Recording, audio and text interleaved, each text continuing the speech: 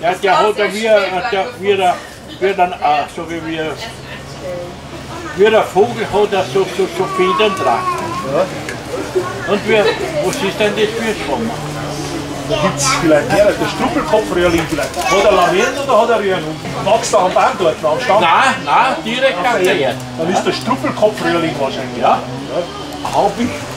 Es gibt so für einen Vogel, der wo auch so...